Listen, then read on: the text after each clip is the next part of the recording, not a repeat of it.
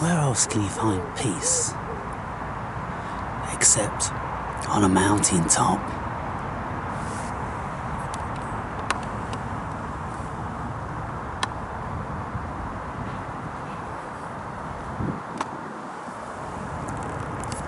They've made all their noise in life. Now they're silent.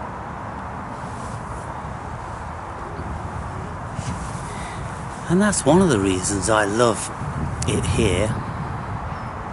But there's many reasons. Because all of this grass has never seen any dog feces. There is no screaming kids unless they're in the playground in the school just over there. So I have to pick my moments.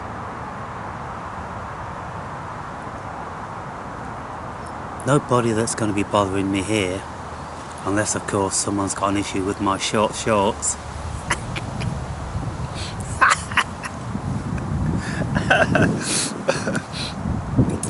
I was speaking to one of the grounds persons a couple of weeks back, and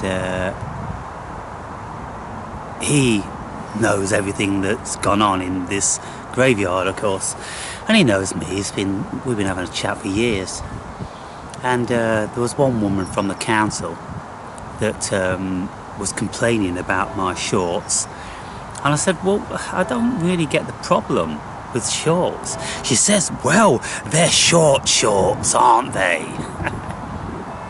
And so I said, well, if you can enlighten me as to where the crime begins with wearing short shorts, then maybe I can oblige. I said, you know, where does it begin? Do the shorts have to be 1940s, below the knee? Can they be above the knee? How far up the thigh is permitted in 2023 for a guy to wear his shorts in the graveyard? I said to this groundsperson, I said this to her, she works for the local council just over the way. And if she can show me anything that's written, doesn't, you know, of course it's not going to be a law, not today in any case, but even if it's a rule or a request, if you can just show me where it's written, I'm just really curious to know where the offence begins. And if you can't provide me with that, then don't you think the offence is in your own mind? And if the offence is in your own mind, how many other nonsensical, fictitious offences are rattling around in your mind that keep you troubled every single day? I said, I come in here for peace. I don't want to listen to any of your nonsense.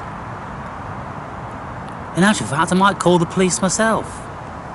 You're disturbing my peace. And that, in a graveyard, should be an offence.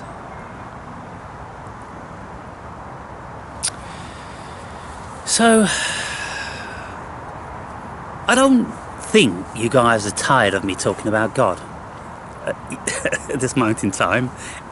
At least subscribers keep going up and the viewership keeps going up. And so, even though I'm putting God in the title, something is happening, isn't it? Because if you're thinking, oh, not this same old thing again, I'm tired, I'm up to here with God, I'm done, then you wouldn't watch the videos. But as viewership is increasing quite markedly, then I'm assuming that nobody's taken offence. And I don't know why, because you don't say, do you? You know, complete lack of communication. You see, I speak, maybe this is what you like, I speak from an open heart. I just say it. I just speak about whatever's on my mind. and I always have done. And I've shown you my insecurities and how brash I was, and my egocentrism, and all the rest of it. I've showed you everything over the years, and now I'm showing you another facet. And you see, it's not about the God that you may be indoctrinated with, the God that you've had stuffed down your throat since you was at kindergarten. Sometimes I'm speaking about that God, but mostly I'm not, am I? I'm speaking about something which is vastly over and above the intelligence of the human being. And it's not only we look around the world and we go, oh, well, we can't explain how this was made, and so it must be God. This is, docile Dawkins. That's his philosophy. I mean, every time I listen to an interview with him on it, they always open the interview with the world-renowned atheist and super intelligent Richard Dawkins, enter. And when he has something to say about religion, it's venomous and dismissive, and it really is immature, and I don't think there's any semblance of a super intellect there at all. Dawkins, I will match you any day of the week. Come and do a Zoom with me. I'll show you who's got the super intellect out of the two of us. I mean, look, this dude has wrote about biology, and his claim to fame is the selfish gene. And then some of you may remember he wrote a book called The God Delusion. And I've read several of his books, and I've read both of those. And there's nothing which strikes me as being super intellectual. I mean, the obverse, to be fair, by stating that anybody that has an adherence to something spiritual is delusional. It's absolutely shocking. And so I've said to you before in a video, the first question I would ask him, okay, so you're dismissing spirit absolutely outright. So what can you tell me about consciousness? And that would stump him, the same as it stumped everybody for millennia, for eternity. Nobody has ever had anything to say about the origin of consciousness, other than somehow it comes from the brain, or maybe the universe is conscious. Other than those two things, we're pretty stumped, really. And so I would say, well, look, Dawkins, if you can't, and all your scientists, sycophants, if you collectively can't come up with a rationale as to where consciousness derives, I think you should keep your mouth closed when speaking about spirit, because you know nothing of consciousness, and it's evident you know nothing of spirit either. So just be silent on the issue. And I would think an intelligent person would go, well, I mean, the whole spirit thing and the consciousness thing, I mean, to be fair, if I was Dawkins, I'd go, look, I've never experienced anything supernatural or phenomenological, and so my life has been very bereft of those wonderful, exciting, awe-inspiring experiences. I don't know why, but I'm dead in relation to that. Why are some people dead in relation to the supernatural? Why is it that some people never encounter the supernatural? And even if they do, in the slightest, they will deny it vehemently. Like they're being possessed by the devil himself. You know, for those of us who are really spiritually awoken, you just know that this isn't the be all and the end. You just know that there's something spiritually, consciously, vastly higher. And so that's what I'm expressing all the time, because I'm in that realm. And I can't keep my mouth shut. I can't keep stum. There's a calling. There's an expression that has to be expressed. It's kind of like if you went to a really great party and you never thanked the host and showed your appreciation, like, what an awesome party, really enjoyed it, thank you very much. Well, you come to Earth, you have life for how many years, and you dismiss the host. How does that work? How rude, how ignorant, how disgusting. Who do you think has made all this stuff around? You know, when you go to a party, someone's polished the silver and, you know, hoovered the floor and polished the glasses and all that sort of stuff. Someone's done some stuff, haven't they? And yet we don't think that's the same on the world. Do we think no one's done any stuff? It's just happened. It just happened. We just happened. Whatever. And you live and die. Wow. I'm not really given to compassion for the fool, as you're well aware. But I find pity for people like that.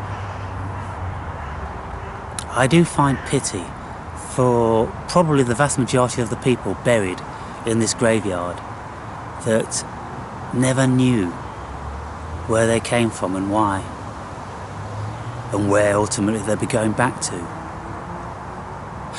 Many of them probably would have been Christians, but I've met a lot of Christians, and very, very rarely do you ever find a spiritual one. Do you ever find one that really is in touch with his God?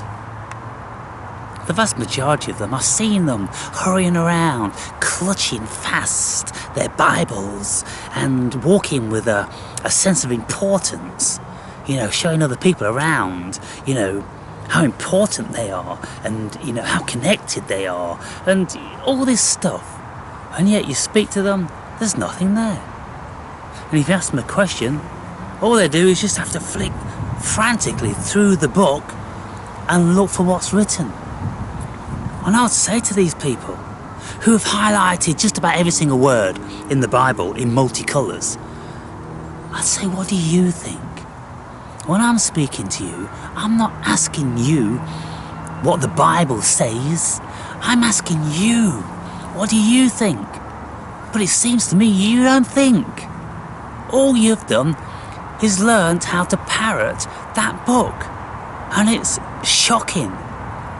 And it doesn't pertain to intelligence, it doesn't pertain to spirit, it doesn't pertain to charisma, it doesn't pertain to humanisms. It's just cold, dead data. You and Dawkins would be well to share a caravan together on holiday. So when we meet someone who is spiritual, don't you think there's just something more about them? And that's probably why I've always listened to my videos. Because there's something more here, isn't there? There's not just somebody that repeats things. And some people on the internet are really good at doing all the research, and they're very thorough, and they put this together and that together and all this stuff together, but they don't come up with anything original at all. They've got no opinions on anything. Their minds are full of the opinions of other people, and all they are is parrots. But they can be useful in that they spend an enormous amount of time collating all the data and bringing it together, and then providing the summary for us. Saves us a lot of legwork, doesn't it? But when we listen to a passionate spiritual person, they're worlds apart. And this is why I'm always speaking about Jordan Peterson, because lots of people have a problem with him for whatever reason, but the only reason you would have a problem with Peterson can be found in your own ego. There's something that isn't quite right in your ego, and that's why you find an issue with him, because there's nothing that you could ever find offensive about what he says. His thinking is very, very deep, very thorough, and before your very ears he will bring an enormous amount of information together and lay his hypothesis before you. He's not stamping everything as if it's got the crest of a monarchy on it. He's just scratching his head and musing over this stuff and saying, well, it seems to me that this is this and that's that. And with all intellectuals I've seen him speak with, there's been a great fluid conversation, save for the monolithic Sam Harris, who is in the dead as a dodo Dawkins camp, as far as I can see. Nothing there. Just a cold intellect, read a law, got a university degree, speaks eloquently, and when people speak eloquently, lots of people tend to listen. But I've listened to a lot of his stuff, and there's no substance there. There's no grounding. It's empty. And you know how he speaks about psychedelics. He's only ever had one psychedelic trip. He professes that when he tried it. He's never been back since. One trip? Really? And you think you know all about it? Why haven't you gone back? Terrified. Terrified they are. Because every time you go back, you learn a lifetime's worth of information. Every decent trip you have is like having a sojourn into another cosmic dimension. And you can bring that stuff back with you. That's what's the beautiful thing about it. Some of it you can bring back. DMT, that's out there on its own. Really difficult to bring anything back from that. It's just a completely other world. Wow. And so, as usual, a preamble and, you know, a ramble. But the point of this video is the whole thing in relation to something higher. And I say in one of my chapters, I'm not an advocate of any particular creed or cultural currency as far as religion goes. And yet, I seem to have been spoken to by the Christian God and the Son, and you know, had a visitation from angels and all that sort of stuff. But I don't have an adherence to that. So in recent times, I was delving deeply into what faith actually means. What is it? I would ask many people, believers, and they were, that's a good, I'll have to get back to you on that. But eventually, I asked a lot of people, and several pastors, and, basically they were going, well, it's kind of like, if you feel that God's there, then to have faith makes it easier. It's kind of like, right, yeah, to have faith stumps or severs any of these doubting Thomases, which would tell me that my religion isn't real. And I'll tell them, well, you have to have faith. And that's what it boils down to. Because the books in themselves are not very believable.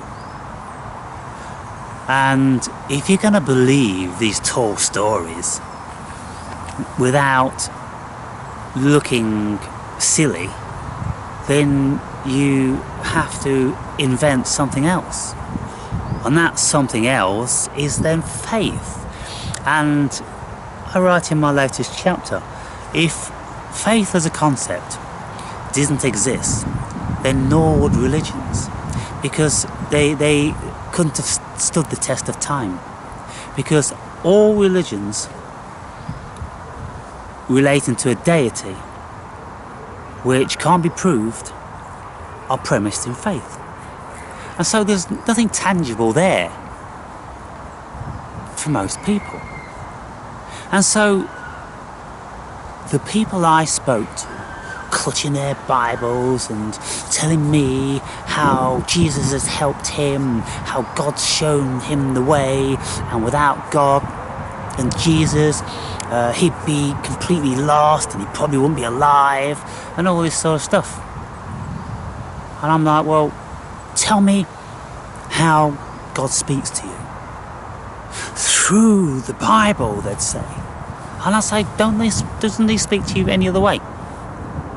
Because, I'm not a Bible thumper. And yet, God and Jesus speak to me all the time. And angels and all that sort of stuff. And I speak to all these people.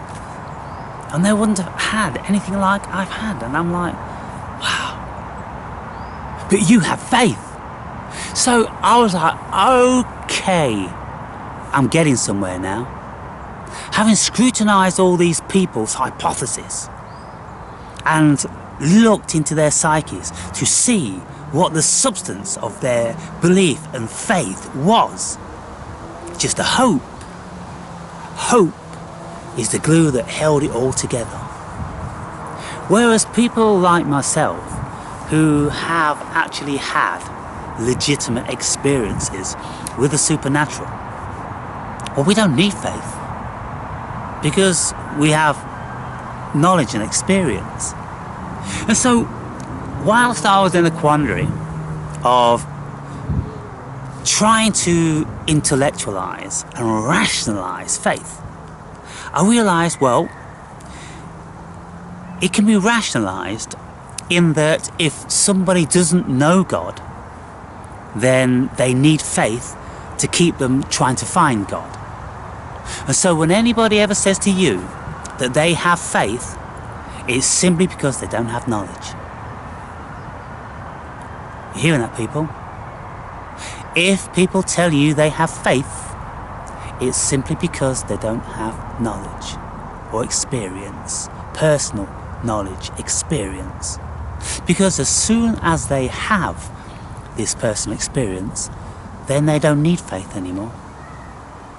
And this is why Carl Jung was always speaking, I suppose, much the same as I am.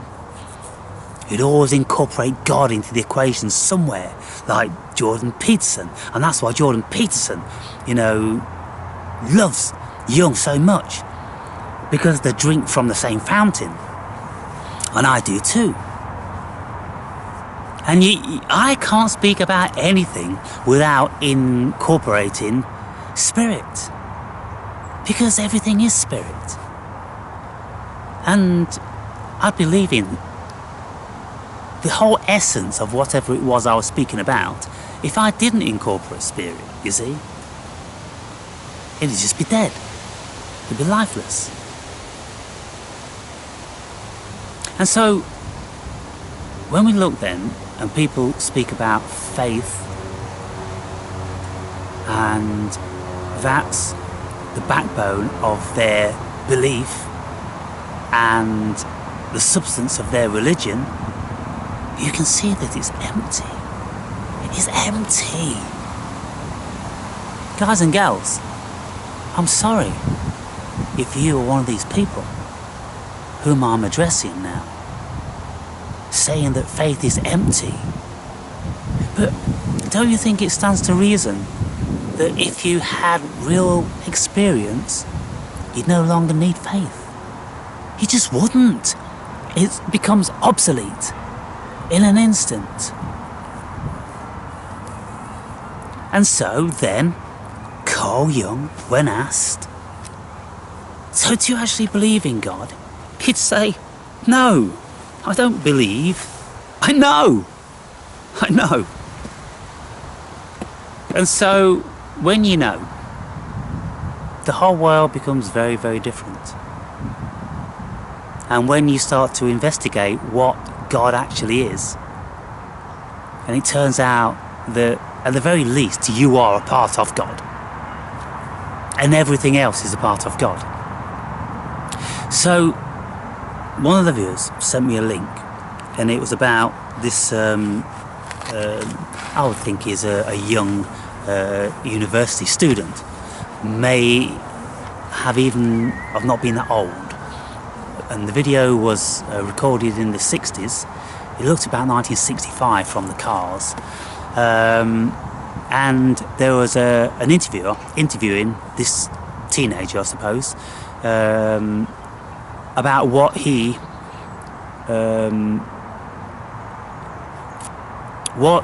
could express about his experience taking LSD. And he said that,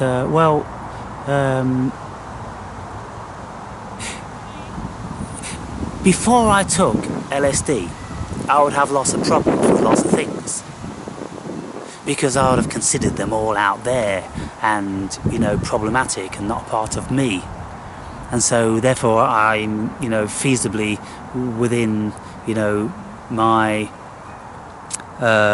rights to have a problem with something outside of me. But once he took this LSD, he'd realised that everything wasn't separate from him. It was all him. It was all a reflection of him.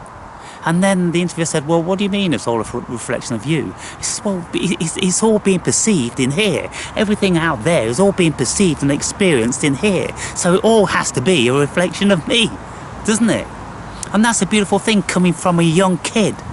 Because philosophers have been, wrangling with this one for thousands of years. And he just took LSD and knew it, you see? And that's the profundity of it. And so he was experiencing God before he took LSD. And then, of course, when he'd taken it and was partaking in it, then there's no difference to the experience that you have in there and God. And so I think my viewers, you guys, you're all aware, even if you don't possess it, that consciousness needs a shift. Humanity needs a shift in consciousness. Because most human beings, as you know, are automaton, and they don't think for themselves, and they are not spiritually awoken. But I think that the vast majority of people probably have the potential to be spiritually awoken. And then when they become spiritually awoken, the whole world will transform in an instant. You couldn't go to war. You couldn't destroy the rainforest. You couldn't pollute the oceans, because it'd be like doing what I did the other day. It'd be like drinking cyanide when you knew it was cyanide. And you don't want to do that.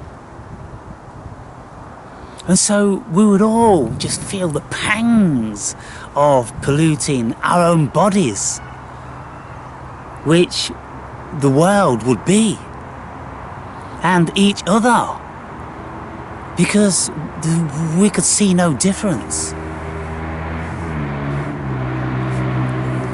And I can't help thinking that this is why these evil manipulators of this planet threaten us so much with the ramifications of partaking in some of these entheogens, which just open up your consciousness. Just to pick a magic mushroom in the United Kingdom is a prisonable offence. Can you imagine? Who decided that they was going to create that law? And what was the fear premised within it? Jeepers! If lots of people started to eat those mushrooms, then they could see through us. We wouldn't have the power anymore. They wouldn't listen to us. That's the last thing we can allow to happen. That's the only reason that these things are banned, people, because they don't give a flying about us as an individual. And you can see from the 60s how the LSD, became demonised because people were going, I'm not interested in your stupid mortgages, and your stupid university degrees, and your stupid tin cars on wheels. We want to live. We're enjoying every single moment in God's kingdom, and you're trying to take that all away from us. Of course, they wanted to stamp that out in an instant. And so that's what they've done. And they've terrorised the minions with stating that they cause death when they absolutely do not. And yet, of course, cigarettes and alcohol and all that sort of stuff, no problem at all. Do that as much as you like. And so, there's something to be said for a hijacked world. And one day, if there is a shift in consciousness, they won't even have the slightest tether over us, because they just won't be able to. We just won't respond to their fear-mongering, because that's the only power they have over us, is the fear that they instill. And if there was enough of us, when they tried to put a few of us in prison for consuming some conscious awakening substances, well, we'd just have to sack them all from their positions and rewrite the law books ourselves then, wouldn't we? Because at the end of the day, who gets to write all these laws? They do, people. They have placed themselves very nicely at the top of the hierarchical system, and so they write all the rules which they don't abide by, but want us to. And if we don't, woe betide us. So when we wake up, of course, we wake up to all of that stuff. And that's the initial transition.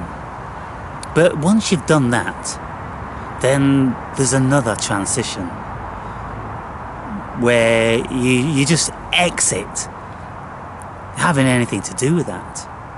You don't concern your precious pure mind with it anymore, and you just nurture it how you would, like your own child, ensuring that the child is fed with the proper quality foods and it gets everything it needs. Well, that's what we do to ourselves. And doing these stupid jobs, chasing stupid PayPal, isn't conducive to my life or my pleasure. And so, if you're fortunate enough to live in a country which can afford some of its citizenry those privileges, then you work out how those privileges will relate to you. And then all of a sudden you find yourself in the eye of the storm, sitting in a graveyard, having the odd sup on your favourite beer.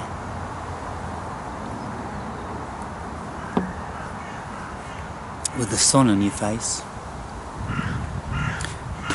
your latest book in your bag, and contemplating the universe.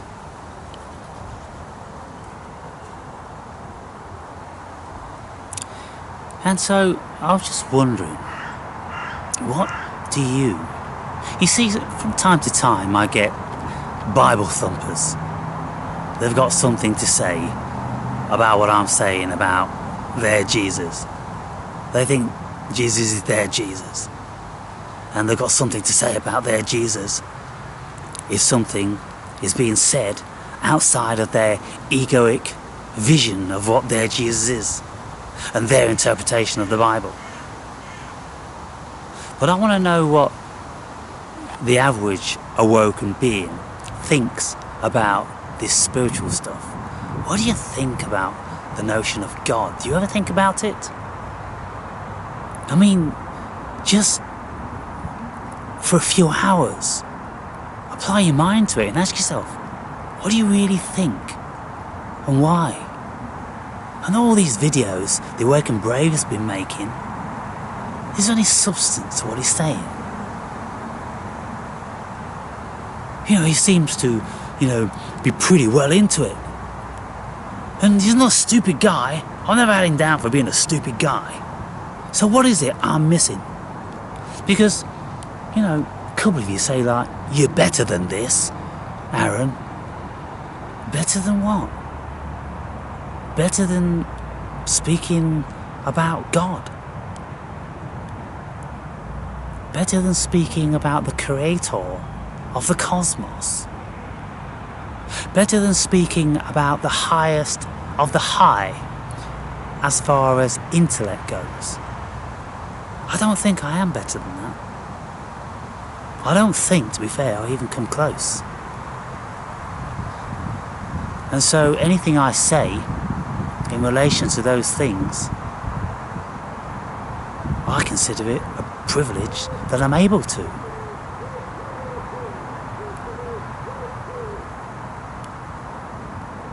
And so, it's all about what's going on inside here, people. Because this is your world. And whatever you filled this with, that's all your world is. Your world is nothing outside of what is between your ears. Absolutely nothing. So once you get a handle on that, you might start to think, I probably don't have all the answers, to be fair. And the things I've got inside here give me no more privileges than anybody else. Because we've all had this earth experience. Nobody has any different experience. We've been born and we'll die on planet Earth. And so if other people have other information in here, then some of us like to listen to that. I know I do. I know I have done for many years. I've liked to listen to what other people have got going on between their ears. And it's been quite useful. But what happens is, as you continue on the spiritual path, other people's opinions become less and less valuable. By the time you've, like, look, I've put 12, 13 years into this, people. Reading and listening to YouTube, I'm telling you, without a shadow of a doubt, or without even the remotest of lying, I've put 10, 12 hours every single day into it. Constantly, obsessively. Looking into this stuff. But now, I don't need to do it anymore. Because now, instead of my head being filled with knowledge, it's filled with wisdom. And the heart is filled with gratitude and love. And that's what happens in the end.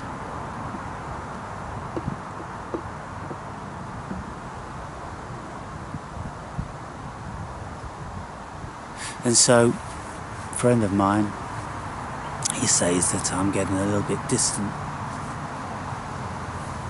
a bit insular, a bit withdrawn.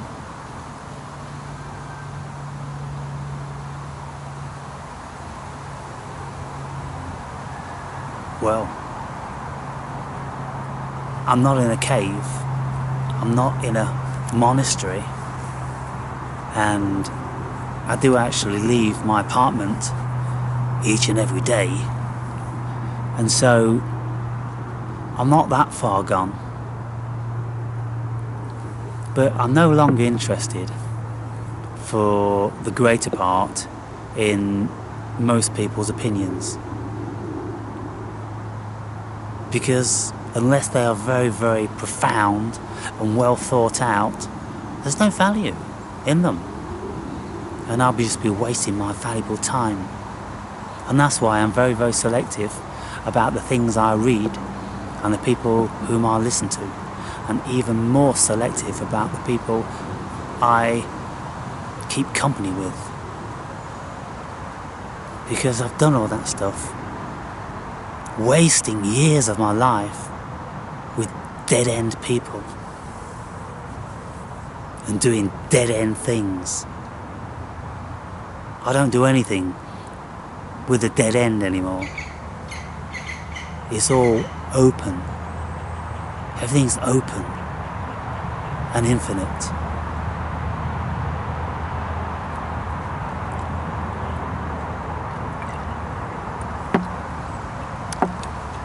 So the sun is just kissing the top of those trees. It will be gone down within 5 minutes. And just as I said that, it went down another notch. Did you see the difference in colouring? And if I continued to speak for 5 minutes, then you see the light completely disappear from my face.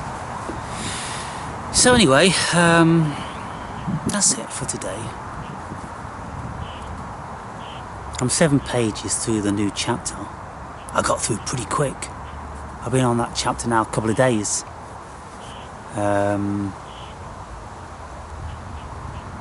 Sometimes you're more fluid than others. Like yesterday, I had a funny day because I experienced being, let's say, emotionally flat. Now, when people have some sort of, depression or anxiety, this sort of thing, they tend to speak like that, and they would say that, their life is flat. There's nothing that, gives them this zest. When normally, every single day, I'm filled with this zest. But yesterday, I couldn't really concentrate on writing. And I didn't feel like going out under the sun and in the clouds. I didn't know what to do with myself. And I'm like, would that have anything to do with that cyanide poisoning by the way. I want to keep open-minded about that. But today was a different story. I'm back to my normal self. But just to experience just a little bit what some people experience on an ongoing basis, the flatness of life, where there just is no joy. And it's kind of like, did you see the leaves shimmering? What about the sun and the clouds? What about those blades of grass just dancing and flickering in the light? Did you see any of that? They're like, get the fuck out of here. Because they don't see none of that. And so, in certain chapters of my book, I've been speaking about God being a chemical, like DMT. DMT is almost identical to dopamine. And so, God very well could be a chemical. Because people, when they have certain varieties of epilepsy, and they have a chemical shift in their brains, then they go into this kingdom of God, where it's absolutely incredible. And often when I've partook in DMT, the world just transforms into the most incredible, beautiful thing you could ever experience. And I'm like, wow, if only I could keep that. I have kept it to a degree, and probably why we couldn't keep it to its full extent, because we'd never get nothing done. We'd just be in a state of awe, looking at everything, just like running and skipping around, like I used to down in the Algarve.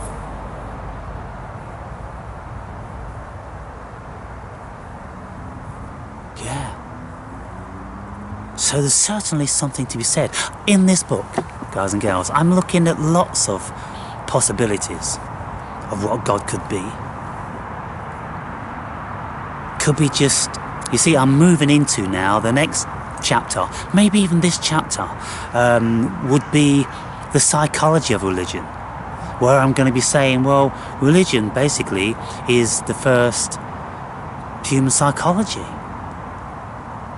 It's the first time anything has been written which explains why we do what we do and why we are what we are. Only in the Bible, of course, they've used all these allegories of heaven and hell. Heaven and hell is just states of mind. Really?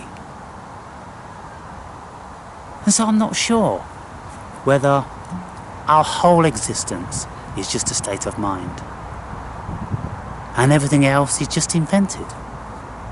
And so I'll be speaking about these topics more in subsequent chapters. And so I know some of you have read the latest chapter, chapter number 8, and you've thoroughly enjoyed it. So if there's any more of you that have read it and haven't communicated with me, you could send me an email or just drop something in the comments. It's handy to know where people are coming from. Catch you later.